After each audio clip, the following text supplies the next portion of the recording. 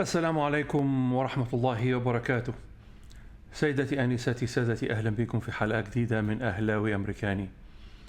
أعوذ بالله من الشيطان الرجيم. بسم الله الرحمن الرحيم. رب اشرح لي صدري ويسر لي أمري واحلل عقدة من لساني يفقه قولي. اللهم صل وسلم وبارك على سيدنا وحبيبنا وعظيمنا سيدنا محمد وعلى آله وصحبه أجمعين، وعلى من اتبع هديه إلى يوم الدين، عدد خلقه ورضاء نفسه وزينة عرشه ومداد كلماته، آمين. طبعا حضراتكم شفتم الماتش الكارثة الليلة دي، وعايز أسأل ريبيرو سؤال: هل هو اللي حط التشكيل ده، ولا حماد النحاس ومحمد يوسف الكباتن دول هم اللي حطوا التشكيل؟ أنا مش فاهم. ما هو نفس العيوب اللي كانت في تشكيل النادي الأهلي في كأس العالم، برضو عيب جوهري، وهو تجاهل أليو ديانج. ده مش بس ما نزلش أليو ديانج، ده ما حطش أليو ديانج في القائمة أساسا، وهو يعلم تماما، وقيل له على حسب ما أصدر أو قيل من الإخوة اللي بيطلعوا على الإنترنت، إنه قيل له الراجل ده لازم يلعب علشان نجدد له، عشان عايزين نجدد له، ما لو ما لعبش هيبتدي يقلق ومش هنعرف نجدد له. يقوم يعمل ايه العبقري؟ ما يحطوش خالص في القائمة، ويحط مين؟ يحط كوكا واحمد رضا اعتقد. ف يعني لو ما حطش ديانج المرة الجاية، قول على ديانج يا رحمن يا رحيم. أنا أعتقد إن الخطيئة العظمى وأكبر خطيئة بيسموها the cardinal sin بتاعت كابتن الخطيب، إنه مشى سيد عبد الحفيظ تاني، سيد الحفيظ تاني وتالت ورابع، لأن حاجة جوهرية حصلت النهاردة أو حصلت في قبل الماتش ده، إن هو خلى اللعيبة دي تروح بيوتها فتفك، فاللعيبة نازلة فكة ومريحة ومرخرخة، مفيش الشدة بتاعت الماتشات. والحكاية دي حصلت أيام جريدو. طب مين اللي يفتكر الحكاية دي؟ ومين اللي يفتكر تبعات الحكاية دي؟ اللي كان موجود ساعتها. بس احنا للأسف جايبين مدير كورة سنة أولى، يا ريته سنة أولى، ده KG كيندرجارتن. يعني عندنا مدير كورة كيندرجارتن KG، وعندنا مساعد مدرب برضه KG. ما لهمش في ما عندهمش خبرات، فما يعرفوش اللي حصل ايه، فما حدش اتكلم معاه ولا قال له اي حاجه، سابوه يعمل اللي هو عاوزه، فاللعيبه نازله فكه. وفي اعتقادي انا ان هو ما اعدش للماتش ده خالص، يعني هو ما اعدش للماتش ده نهائي. يعني في اعتقادي انا انه ما شافش مودرن سبورت بيلعب ازاي. فالنهارده هو صدم ان حاطط له حته خرسانه جوه، ولا يعني قدام المرمى، بالاضافه الى العنف المفرط مع بن رمضان. يعني انا مش فاهم ازاي، انا هتطرق للحكم بعدين.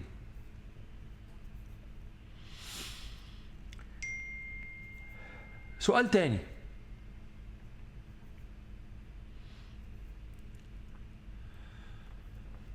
هو قفشه ليه؟ هو قفشه ازاي؟ انت امتى؟ انت كام؟ انت ليه؟ انت ليه يا قفشه؟ انت بتعمل ايه؟ قفشه النهارده كان بيهرب من الكوره. قفشه النهارده كان بيفضل ان هو يبقى واقف في حضن المدافع ولا ان هو يجري يستلم الكرة في المكان الفاضي. ده كان هيجنني النهارده. طيب انت مش شايف اللي حصل قدامك ده يا ريبيرو؟ انت مش شايف ان الجدع ده احنا بنلعب ناقصين؟ يقوم يستنى لغايه الشوط الثاني يغيروا بين الشوطين. يا فرحتي، ده كان المفروض يتغير من ربع ساعه الاولانيه. ده لو كان صبر عليه كمان.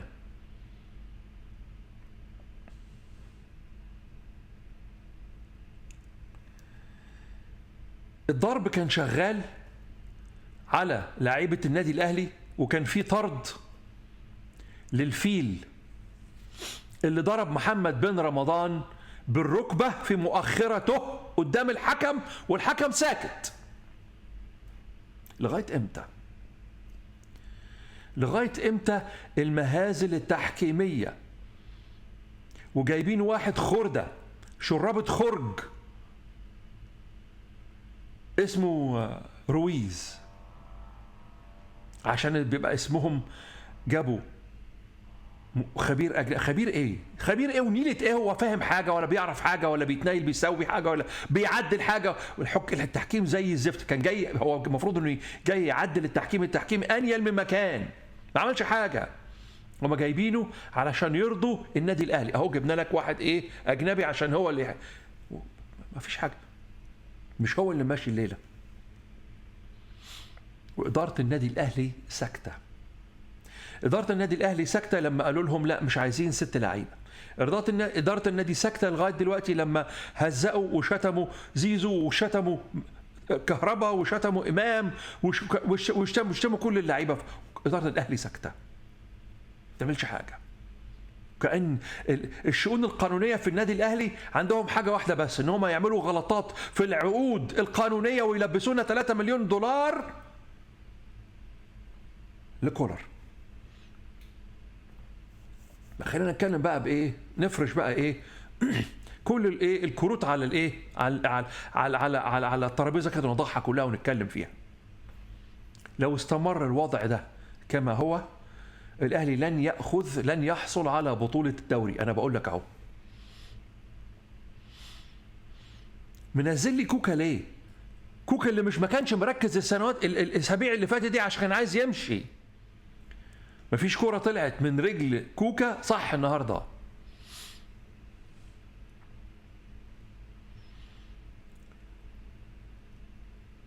جبنا الجون الاولاني، رفع بالمقاس من زيزو، ربنا يبارك له.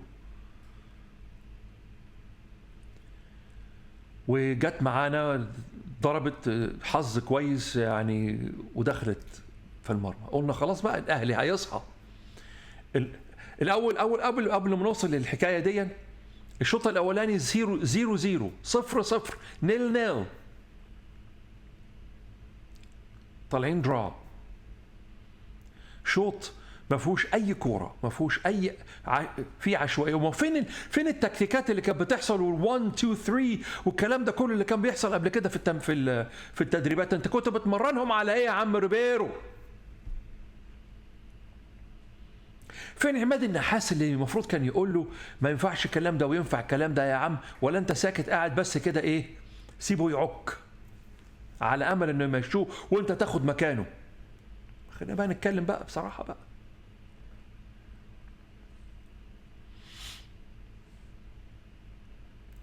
فالشوط الاولاني زي الزفت طبعا، ما فيش اي كوره، ما فيش اي مصيبه سوداء، نفس الحكايه. هم مرصوصين ورا واحنا عايزين نخترق البتاع ده الحيطه دي. وبعدين قعد لي بن شرقي جنبه بيقزقز لب، وديانجا مش موجود خالص في الحكايه. ديانجا في البيت بيتفرج على الماتش من البيت وعايزينه يجدد.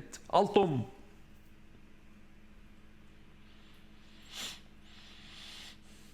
جه الشوط الثاني سجلنا، قلنا الحمد لله الماتش هيفتح بقى، هم هيبتدوا يهاجموا، نقوم احنا نعمل بقى شغلنا بقى ولعبنا بقى 1 2 3 4 والتيكي تاك ولا التيك تاك دي أنا اللي بيعملها، ما فيش تيكي تاكا يعني تيك تاك 2 والكلام ده كله ونخلص. نخلص التاني بقى والتالت والماتش يفتح ونهبطهم خالص. لا، يجي عم شوبير اللي شغلته الأساسية لو ما قدرش يباصي الكورة بسلاسة وسلام للمدافع انه يطهر المنطقة، ده مش بس شغلته، ده شغلة كل المدافعين. ما تعمليش فيها حريف وتباصي الكورة والكورة تنقطع قدام المرمى بتاعك، قدام ال6 ياردة، قدام ال18 قدامك، وتيجي فيك جول. وده غباء. وده لعيب مش عارف، مش ما بيفكرش. انت شغلتك الاولانيه كحارس مرمى وكمدافع انك تطهر المنطقه دي. يقول لك بقى اصله بيطفش. يا عم طفش، انت كسبان 1.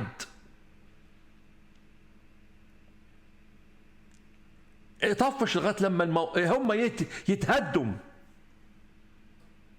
طفش عشان تعرف تقف وتتمركز صح زي ما هم بيعملوا.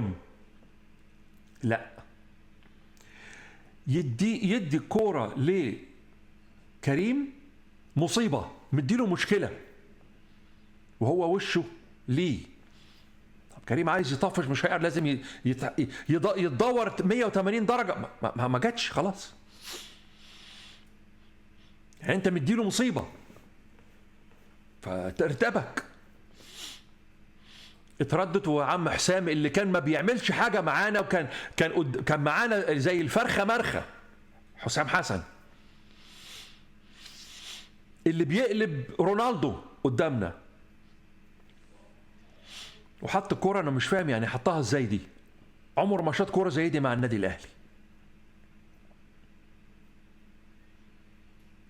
فطبعا اتلدعنا. جول مفاجئ. وشوبير بيعتذر. بتعتذر على ايه؟ بتعتذر على ايه؟ قلنا طيب النادي الاهلي هيصحصح بقى. هيصحصح بقى. الفانيلا الحمراء روح الفانيلا الحمراء يعني هتاخذ بقى يعني دورها بقى ومجراها، ونبتدي بقى كورنر اترفعت. طبعا انا عايز افهم، انا المدافع اللي ما يعرفش ان هو يتمركز في مكانه صح ده مش مدافع. الاثنين قلبين الدفاع، مفيش حاجه اسمها سرد باكات. الناس اللي عماله برضه تقول سرد باكات دي للتسهيل. الاثنين اللي واقفين المفروض يقفلوا المنطقه اللي في النص دي، واقفين متطرفين بره. طب يا اخي لو انت كده واحد على قايم الشمال والتاني على قايم اليمين على الاقل، يعني اضعف الايمان. لا، ده بره المنطقه خالص، يعني بره المنطقه خالص، وسايبين نص الملعب اللي واخده المفروض هم اللي ياخدوه عشان الكوره هتتشاط هنا. اسهل حاجه ان الشوطه تتشاط قدام المرمى. لا، هم مش موجودين خالص. يعني انت لما تشوف الشوطه لما الكوره لما اتشاطت 4 5 لابسين احمر، اللي لابسين اسود مش موجودين.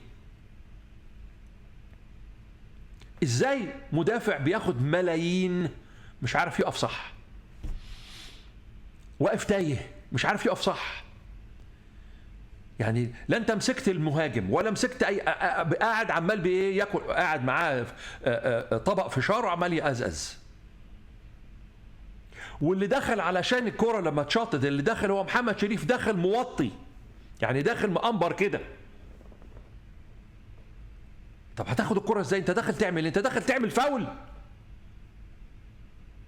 فالواد بكل راحه وبكل اريحيه وبكل هدوء راح راكنها بدماغه في حته ما شوبير ما يقدرش يجيبها. لا يسأل عليه شوبير ده الجول. هو يسأل على الهدف الاول لانه كان غلطان فيه، بس الكره متشاطه يعني فظيعه، قويه وجامده وقريبه وفي حته فظيعه. انا مش فاهم شاطها ازاي ده. الهدف الثاني انا كنت عارف ان الاهلي هيتعادل يعني ان شاء الله. وبعدين بنفس الحكايه برضو، فاول، زيزو بيرفع الكوره برضو بالهيد، تتخش جول وبنجيب الجول التعادل. ومن ساعتها الحكم ما اداناش اي فاولات ناحيه منطقه الجزاء.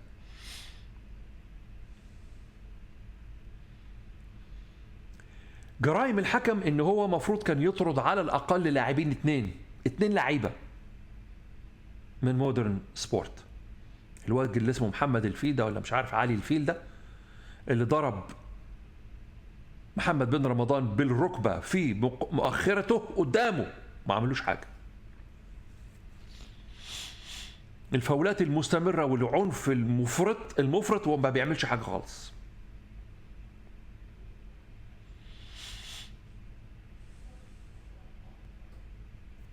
قبل النهايه ب5 دقائق او في الدقيقه الخامسه من وقت البدل الضايع، جراديشار ممسوك كده، الواد ماسكه كده اهو،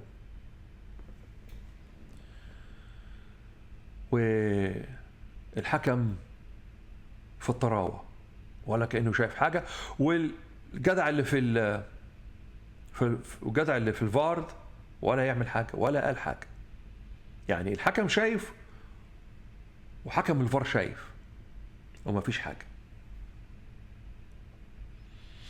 يا اخي انا وحش بس اديني حقي، انا استحق ليا ضربه جزاء، جريمه. انا وحش ما كنتش يعني التعادل كان كويس لينا،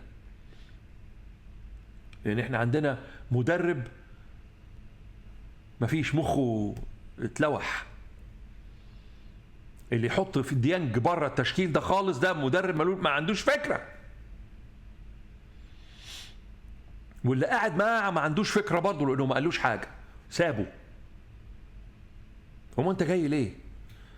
اوعى تفتكر يا عماد يا نحاس انت جاي عشان تتعلم. انت اوريدي انت كوتش كويس، يعني انت مدرب كويس، انت مش جاي تتعلم منه، انت جاي تساعده. يعني ايه تساعده؟ يعني لما يعمل حاجه غلط، لان هو لا يعرف الدوري المصري شكله ايه، ولا يعرف مودرن شكلها ايه، الفرقه شكلها ايه، ولا يعرف اللعيب المصري نفسيته ايه والسايكولوجي بتاعته ايه.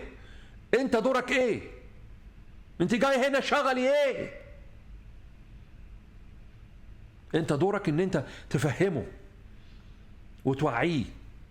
دي طريقه اللعب هنا، دي طريقه اللعب مصر. هينزلوا قدامنا متكتلين. وانا بقول لك ريبيرو ما شافش ولا ماتش من مودرن سبورت، ولا ماتش من ماتشاتها. انا ما بتكلمش على قدام الاهلي، لان هم بيلعبوا بطريقه مختلفه قدام الفرق الثانيه، قدام الاهلي والزمالك وبيراميدز. شوف بيعملوا ايه. ما شافش، فما كانش متوقع. بس اللي كان المفروض كان يقولوا الكلمه دي مين؟ البيه النحاس والبيه محمد يوسف، لانهم عارفين الدوري المصري شكله ايه، والفرق بتلعب قدام النادي الاهلي شكلها بطريقه ايه.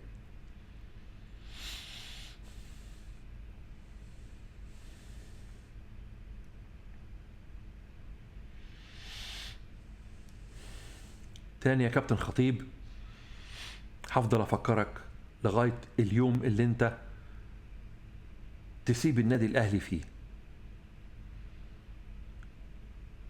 مش عيب يا كابتن خطيب ان انت تخطئ وتصدر قرارا خاطئا، انما ان انت تصر على خطأك وبعناد، وعايز تثبت ان الناس اللي حواليك كلهم غلط، والناس كلهم كل ال ال ال ال الجمهور الاهلاوي غلط وانت بس اللي صح. لا بقى، لا لا لا لا, لا. ما ينفعش الكلام ده. انا بقول لك مش ما دام طول ما سيد عبد الحفيظ بره، والطريقه اللي خرج بيها خرج طريقه شنيعه، وطريقه لا تليق، وطريقه يعني شبه مذله لسيد عبد الحفيظ. يعني انا اشك ان الراجل ده يرجع تاني في وجودك. انت المفروض ان انت راجل يعني بتفهم في الاصول والاتيكيت ولما بتتخذ قرار بتتخذه politically correct. يعني ال ال ال ال ال سياستك المفروض تبقى سليمة، وما تسمعش وما كنتش تسمع كلام السوسة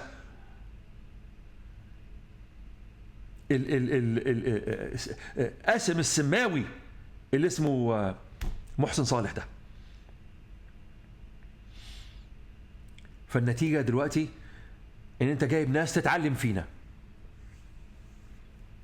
والمصيبة ان هم عارفين الدوري المصري شكله ايه وما قالوش حاجة للراجل. وانت جاي تساعده ازاي؟ تساعده بايه؟ انك تسكت تسيبه هو يعمل الغلطات دي كلها ويقع في الغلطات دي كلها عشان انت تطلع انت بقى تيجي انت بقى تبقى المنقذ؟ الله اعلم. لو ما لحقتش نفسك يا خوزيه يا ريبيرو مش هتبقى موجود في النادي الاهلي فترة طويلة. احنا كده عشمنا فيك كبير قوي، بس كونك انك انت تنزل لي كوكا اللي هو مخه ما كانش موجود معانا خالص، وتسيب ديانج اللي هو بيقول لك انا لو ما لعبتش مش هجدد، وانت عارف دي كويس لانها اتقالت لك. انا مش عارف اقول لك ايه يعني. انا ماسك لساني خالص، ماسك لساني، بس هيجي وقت وانفجر فيك انت والاثنين التانيين والخطيب كمان معاهم. ماسك نفسي. أقول قولي هذا وأستغفر الله لي ولكم. أعوذ بالله من الشيطان الرجيم. بسم الله الرحمن الرحيم. ربنا لا تؤاخذنا إن نسينا أو أخطأنا، ربنا ولا تحمل علينا إصرا كما حملته على الذين من قبلنا، ربنا ولا تحملنا ما لا طاقة لنا به، واعف عنا واغفر لنا وارحمنا أنت مولانا فانصرنا على القوم الكافرين. وتصبحوا على خير، والسلام عليكم ورحمة الله وبركاته.